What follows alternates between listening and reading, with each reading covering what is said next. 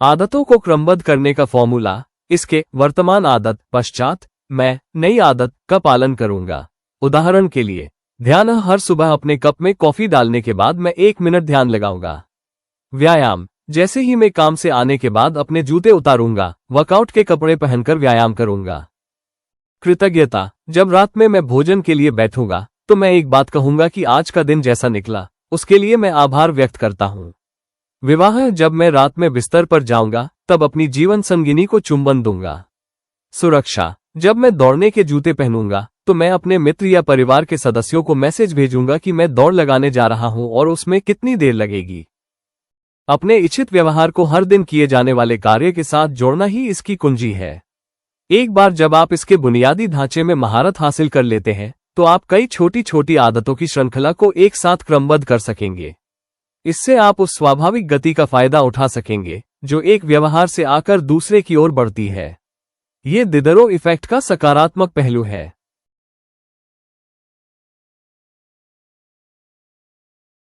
चित्र 7। आदतों को क्रमबद्ध करने से किसी पुरानी आदत को बनाए रखते हुए नई आदत को सबसे ऊपर रखने की संभावना बढ़ जाती है।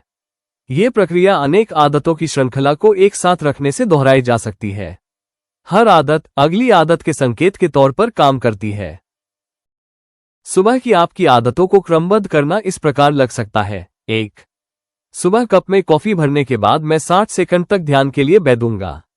2। ध्यान में 60 सेकंड बिताने के बाद मुझे दिन भर में क्या करना है उसके बारे में लिखूंगा। 3। दिन में क्या क्या करना है उसे लिखने के बाद तत्काल मैं पहले काम पर आ जाऊंगा। या आदतों को इस तरह से संध्या में क्रमबद्ध करने की कल्पना करें। 1। डिनर खत्म करने के बाद मैं अपनी प्लेट सीधे डिशवॉशर में रखूंगा। 2। अपनी डिश को उसमें रखने के तत्काल बाद मैं काउंटर साफ कर दूंगा। 3। काउंटर साफ करने के बाद मैं सुबह के लिए कॉफी का कप तैयार करके रख दूंगा। अपने रोजमर्रा के कामों में आप नए व्यवहार को भी शामिल कर सकते हैं। उदाहरण के लिए आपका सुबह का रूटीन कुछ ऐसा है: उठना, बिस्तर ठीक करना, ग्रेटर दैन नहाना। मान लीजिए आप हर रात ज्यादा पढ़ने की आदत को विकसित करना चाहते हैं।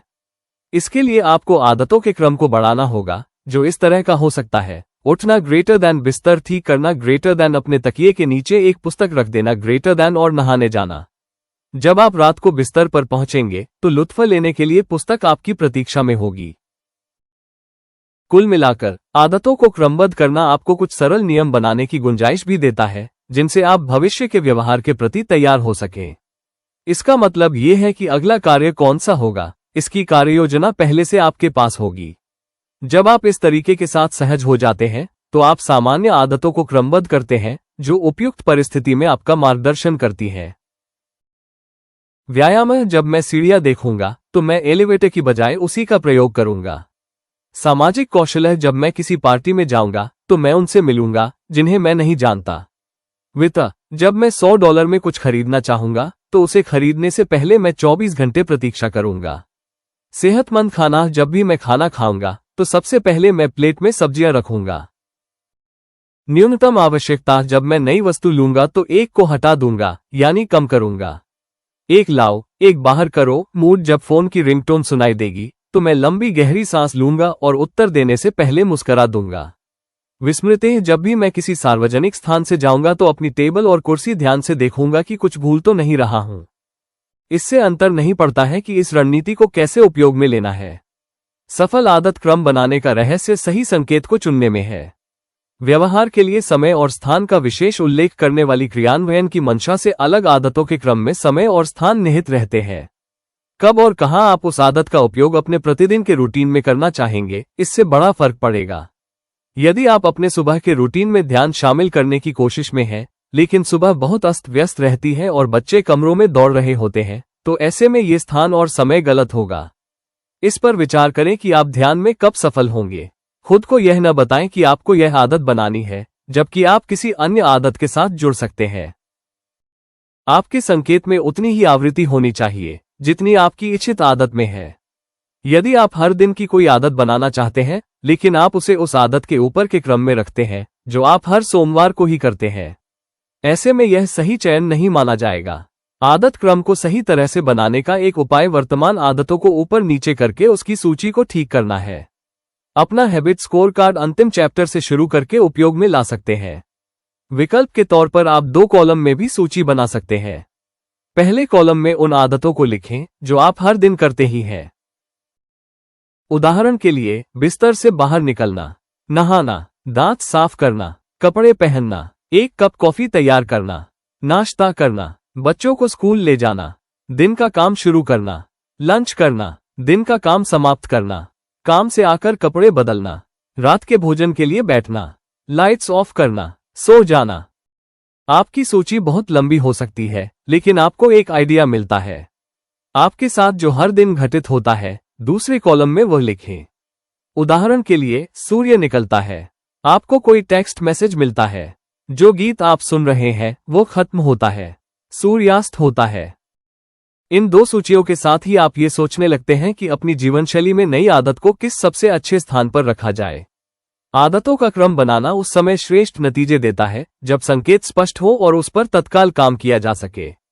कई लोग ऐसे संकेत चुनते हैं जो धुंधले रहते हैं। मैंने खुद ये गलती की है। जब मैंने आदत में पुशअप को शुरू करना चाहा, मेरी आदत का क्रम था, जब मैं लंच के लिए ब्रेक लूंगा तब 10 पुशअप्स करूंगा। पहली बार देखने पर यह ठीक लग रहा था, लेकिन जल्द ही मैं जान गया कि यह संकेत अस्पष्ट था। क्या मुझे दोपहर के भोजन से पहले पुशअप्स करना चाहिए? दोपहर के भोजन के बाद इसे करें? मैं इसे कहाँ कर सकूंगा? कुछ दिन की अनियमितता के बाद मैंने मेरी आदतों का क्रम बदला। जब मैं दोपहर के खाने के लिए अपना लैपटॉप बंद करूंगा, तब अपनी डेस्क के पास ही पुशअप्स कर लूंगा। मेरी अस्पष्टता खत्म हो गई। अधिक पढ़ना या बेहतर खाना जैसी आदतें महत्व की है, लेकिन ये लक्ष्य किसी तरह के निर्देश नहीं देते कि कैसे और कहाँ किए जाएं। इसमें विशिष्टता और स्पष्टता जरूरी है। जब मैं द्वार बंद करता हूँ, जब मैं दांतों को ब्रश करता हूँ, जब मैं टेबल के पास बैठता हूँ, इसमें इन बातों को स्पष्ट करना अहम है। जितनी ज्यादा सुदृढ़ता से आपकी नई आदत किसी विशेष संकेत से जुड़ी होगी, उतनी ही बेहतर संभावना ये होगी कि आप देख सकेंगे कि कब काम करने का समय आ गया है। व्यवहार बदलने का पहला नियम है, इसे स्पष्ट बनाएं।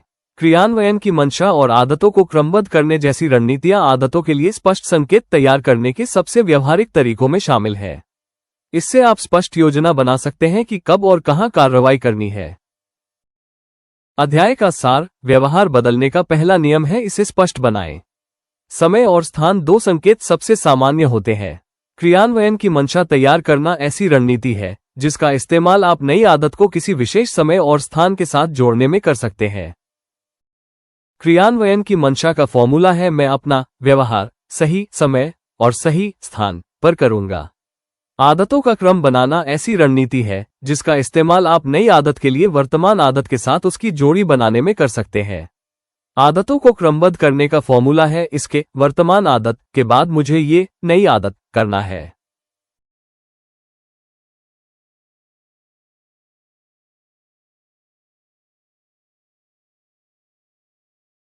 Benefits of reading a book. 1. Increases knowledge. 2. Improves vocabulary and language. 3. Enhances thinking ability. 4. Improves concentration. 5. Reduces stress. 6. Boosts imagination. 7. Builds personality. 8. Slow dopamine release.